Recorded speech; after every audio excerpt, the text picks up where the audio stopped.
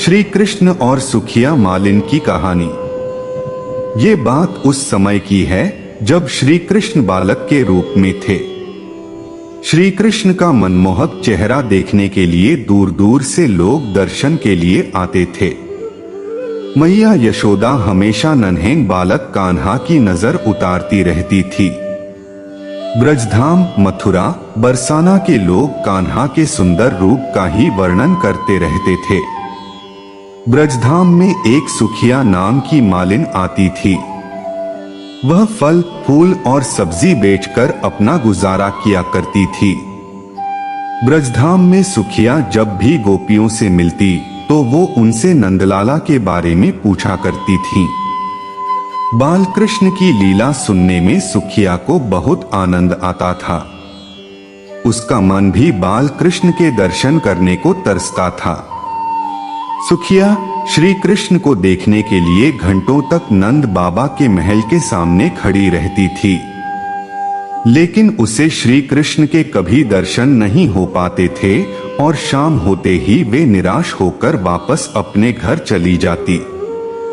रात को खाना खाते वक्त भी वे नंदलाला के बारे में सोचा करती थी। भगवान कृष्ण तो अंतर्यामी हैं, उन्हें तो सब पता चल ही जाता था।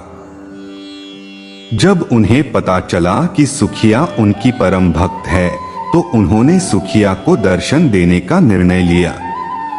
अगले दिन सुखिया ने नंद महल के सामने आवाज दी, फल ले लो फल। सुखिया की आवाज सुनकर श्री कृष्ण दौड़े चले आए।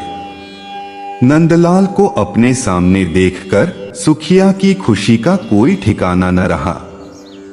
सुखिया ने नन्हे कृष्ण को बहुत से फल दे दिए। नंदलाल उस समय बहुत छोटे थे तो उनके हाथ में फल नहीं आ पाते थे।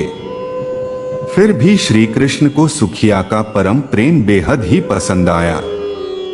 फल की कीमत चुकाने के लिए श्री कृष्ण बार बार महल के अंदर जाते और मुट्ठी भरकर अनाज लाने की कोशिश करते, लेकिन सारा अनाज रास्ते में ही बिखर जाता था। सुखिया को भगवान कृष्ण 2-4 दाने ही दे पाए। सुखिया के मन में इस बात का कोई मलाल न था। वह तो बहुत खुश थी कि आज उसने अपने हाथों से भगवान को फल दिए और उन्होंने वो फल खाए। सुखिया मुस्कुराती हुई अपने घर पहुंची। उसकी फल की टोकरी खाली थी क्योंकि वो सारे फल श्री कृष्ण को दे आई थी। घर जाकर उसने टोकरी अपने सिर से उतारी तो पाया कि उसकी टोकरी हीरे जवाहरात से भरी हुई है।